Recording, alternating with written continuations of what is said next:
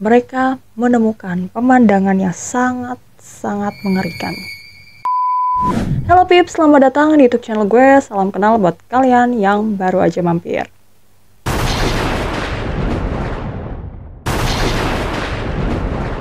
Hari ini kita akan ngebahas mengenai salah satu kisah nyata, kisah pembun satu keluarga yang dilakukan oleh seorang pemuda.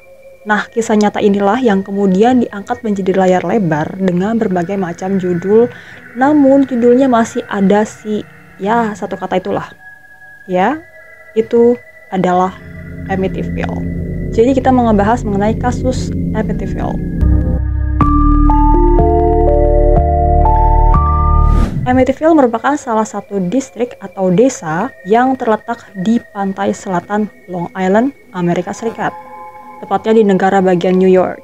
Nah, di kawasan tenang yang memiliki penduduk sekitar 10.000 jiwa itu, terdapat sebuah rumah besar bergaya kolonial Belanda. Kemudian bergeser pada tahun 1970-an, rumah ini dimiliki oleh keluarga DeFeo. Dan mereka secara penuh harapan menamakan rumah ini sebagai High Hopes atau harapan yang tinggi. Namun semua berubah mencekam beberapa tahun kemudian, yakni pada tahun 1974. Karena rumah yang indah itu berubah menjadi lokasi pembun massal yang brutal. Kisah tragis penghuni rumah itu pun hingga kini masih banyak dibahas di seluruh dunia. Bahkan menginspirasi lahirnya banyak film yang judulnya Amityville gitulah. Lalu seperti apa kisah pembun brutal yang terjadi di rumah itu? Langsung aja kita masuk ke kasusnya.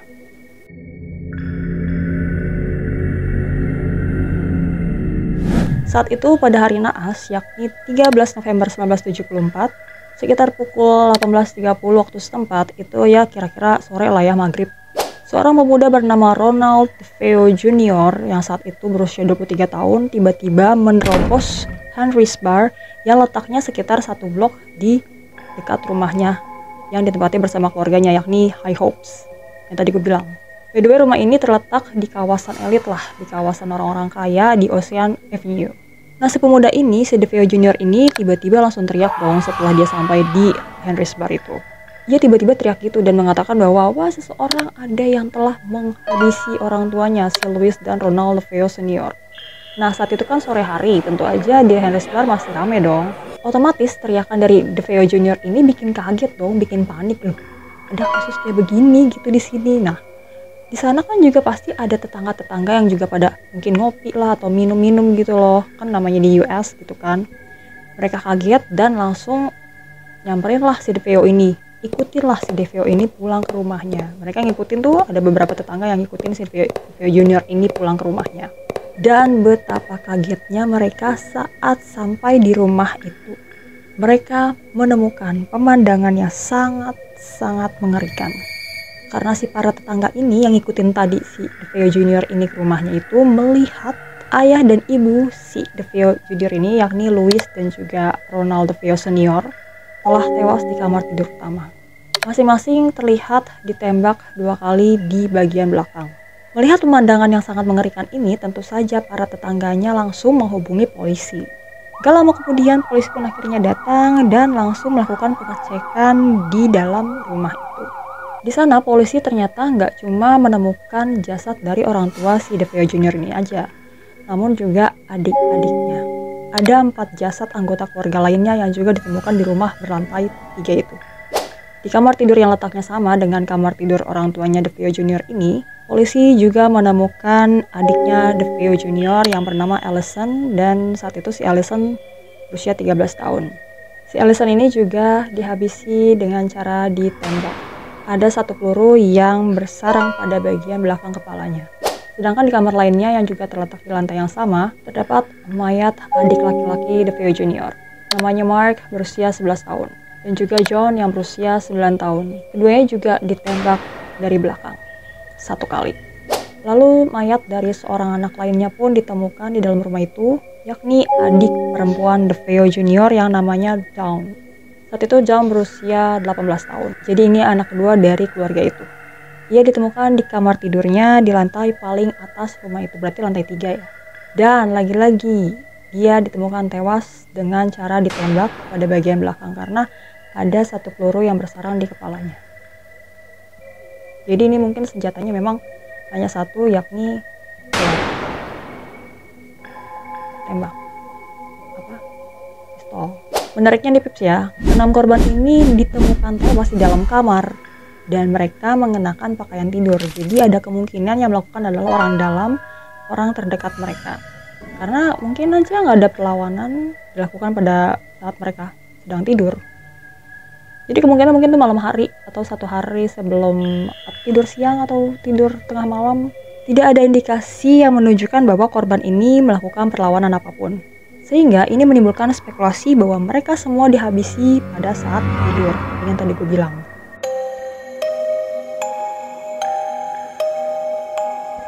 Wakil Kepala Pemeriksa Medis Howard Edelman memperkirakan keluarga tersebut telah dihabisi pada 12 November antara pukul 22 malam atau jam 10 malam ya, hingga dini hari. Yang tadi gue bilang kemungkinan ini malam hari atau satu hari sebelum teriak-teriaknya si DeVeo Jr. itu. Nah, menurut beberapa tetangga, mereka itu sempat terbangun pada 13 November sekitar pukul 2.30, berarti ini sudah masuk pergantian hari, dini hari. Karena ada suara gonggongan anjing yang benar-benar heboh banget tengah malam gitu ya. Nama anjingnya siapa? Shaggy, salah, Scooby-Doo. Namun anjing itu tidak terluka, kan dikira dia teriak-teriak gitu atau menggonggong gitu, ada luka gitu atau dia terluka, kesakitan. Enggak, ternyata mungkin ada hal yang bikin dia nggak nyaman. Jadi ya mereka terbangun gara-gara gonggongan anjing yang mungkin merasa nggak nyaman, atau anjing itu yang punya firasat gitu. Polisi pun segera menyadari bahwa tampaknya tidak ada pembobolan apapun yang terjadi di rumah itu dan tidak ada satupun barang yang dicuri. Nah, kasus pun akhirnya berlanjut ke penyelidikan. Mereka kemudian melakukan rekonstruksi peristiwa-peristiwa yang mengarah pada aksi keji tersebut. Oke, sekarang kita masuk ke rekonstruksi. Keluarga itu berada di rumah tersebut pada tanggal 12 November.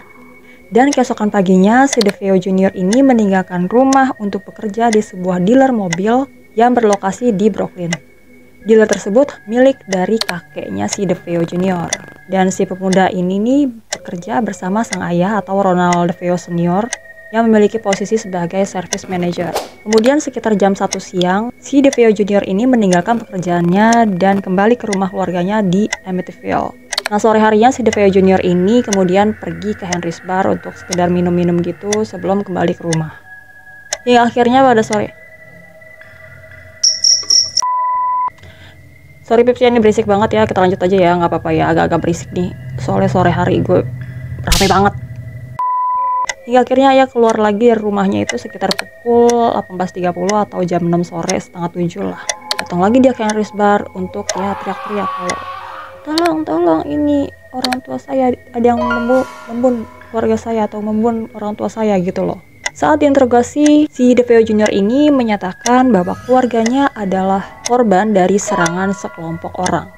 Namun akhirnya pemuda ini dicurigai polisi dan akhirnya kejadian atau cerita asli mengenaskan mengenai keluarga DeVeo Senior ini terkuak.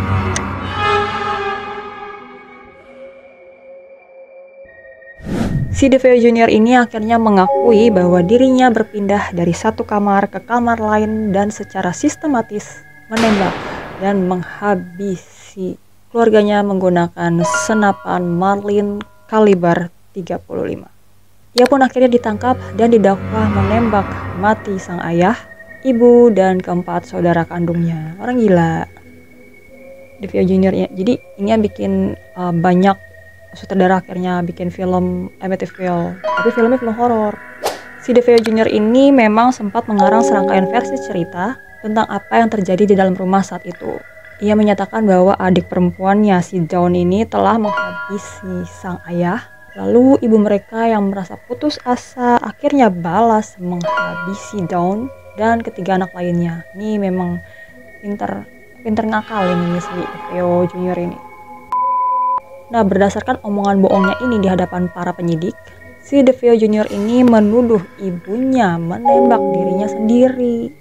Lalu ketika ia pulang ke rumah, tiba-tiba ia menemukan pemandangan yang mengerikan itu. Dan lucunya ia tuh ngomong kalau Akhirnya ya ia melepaskan satu tembakan lagi ke arah ibunya untuk memastikan bahwa ibunya itu dead gitu, die. Aneh nggak? Aneh kan? Emang stres. Nah, menurut si anak gila ini, ia melakukan aksi pembantaian itu karena takut pada sang kakek, Michael Senior, dan pamannya Peter DeFeo, yang merupakan kepala keluarga kriminal Vito Genovese. Genovese atau apa gitu sebutannya ya. Ini jadi akhirnya dia membuang kesalahan itu kepada dua orang ini. Dia mengatakan alasannya membantai ya begitu. Ya macam mau lepas tangan gitulah. Si DeFeo Jr. ini berargumen bahwa ia secara hukum tidak waras saat melakukan aksi tersebut.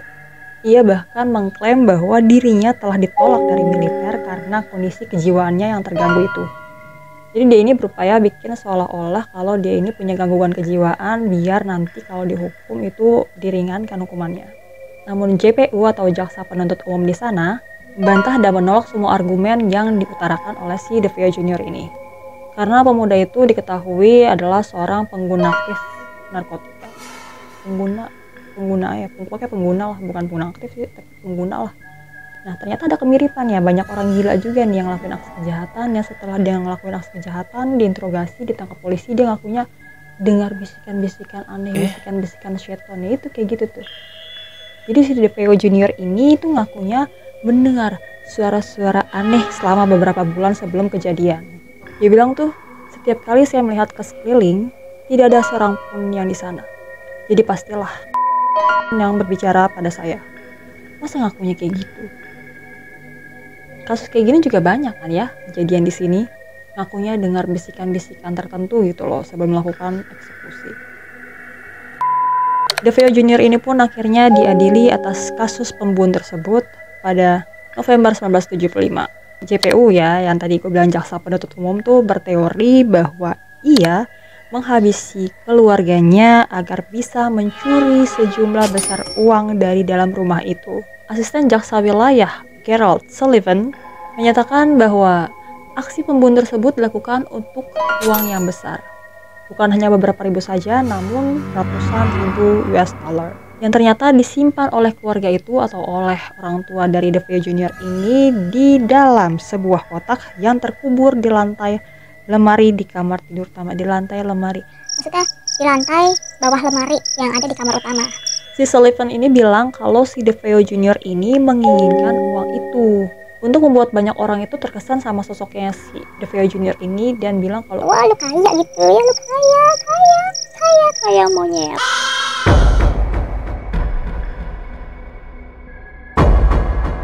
Setelah 2 hari masa pertimbangan, hakim yang menyidang kasusnya ini terdiri dari 6 pria dan juga 6 wanita, berarti ada 12 hakim ya. Mereka menolak semua argumen yang diajukan oleh si DeFeo Jr. ini dan memutuskan Ronald DeFeo Jr.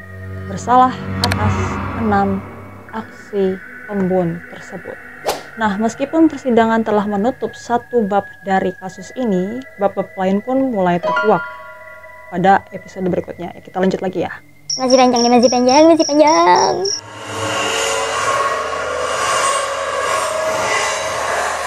Setelah aksi pembantaian di Amityville, rumah di kawasan Ocean Avenue itu pun akhirnya kosong dong. Iyalah, isinya udah nggak ada. The good guy. Hingga akhirnya pada Desember 1975, pasangan bernama George dan Kathy Lutz akhirnya menempati rumah itu bersama dengan 3 orang anak mereka. Namun setelah menempati rumah itu kurang dari sebulan, keluarga tersebut akhirnya menghilang dari rumah itu tanpa membawa satu barang pun. Hilang aja gitu. Tahu entah kemana. Nah, awalnya mereka mengklaim bahwa rumah itu berhantu. Tapi sebelum mereka pergi dan menghilang nggak ada kabar gitu, ya si keluarga Lutz ini tuh ngakunya bahwa rumah tersebut berhantu. Dan mereka bilang tuh telah mengalami banyak kejadian yang nggak dapat dijelaskan secara logis dan itu sangat menakutkan bagi mereka. Menurut si keluarga Lutz ini, saat rumah itu diberkati oleh pendeta, mereka mendengar suara "Get out!" atau "keluar dari sini."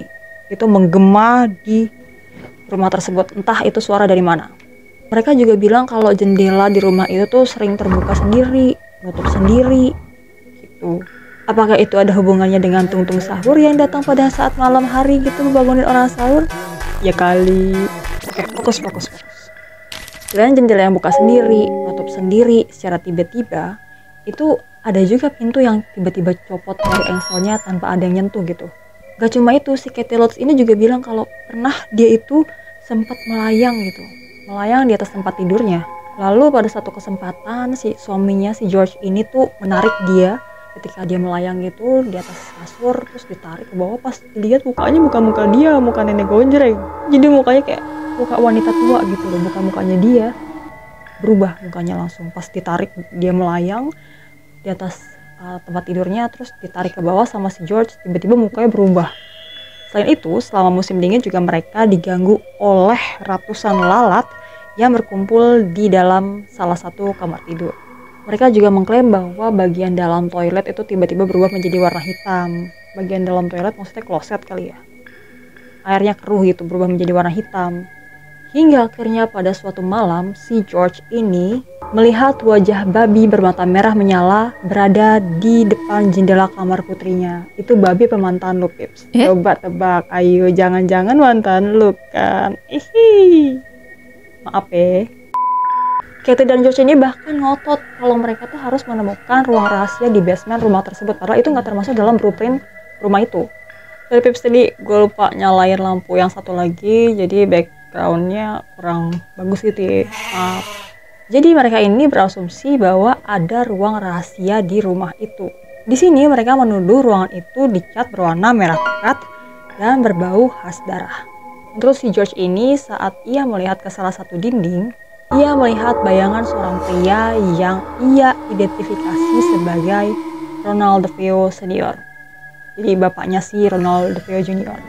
Lalu pada suatu malam, sesosok tubuh yang memakai kain penutup kepala berwarna putih itu tiba-tiba muncul di perapian ruang tamu. Sosok itu tampak kehilangan separuh wajahnya, seolah-olah diledakkan oleh pistol. Mereka mengklaim bahwa sosok itu akan dibakar secara permanen di dinding perapian.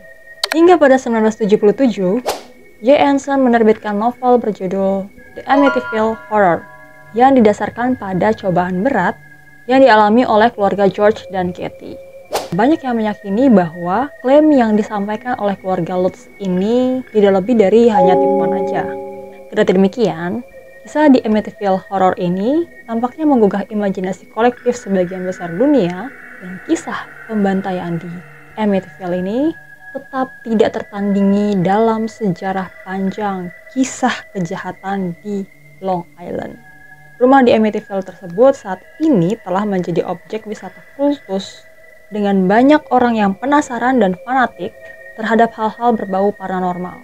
Banyak lah yang mondar-mandir lah di sekitar rumah itu hanya untuk melihat rumah itu secara sekilas aja. Lalu bagaimana kabar dari si tokoh utama dalam kasus ini, yakni Ronald DeFeo Junior?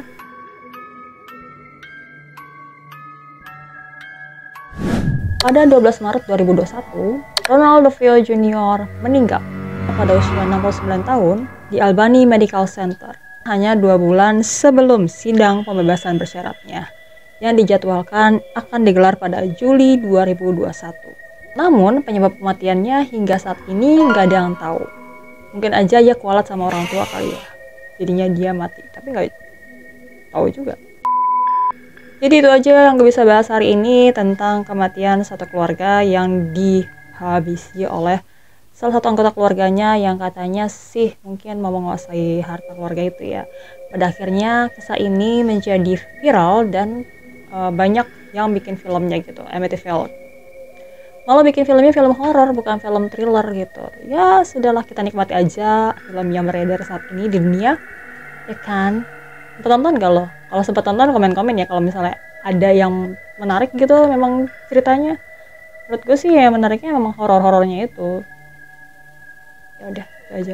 Terima kasih buat kalian sudah menyaksikan video ini. Jangan lupa subscribe dan juga like-nya supaya gue makin semangat untuk upload video baru buat kalian semua. Selamat malam dan sampai jumpa. Selamat malam, selamat sore ya hari ini ya. Gue bikinnya sore-sore, nggak mau malam-malam nanti serem. Bye.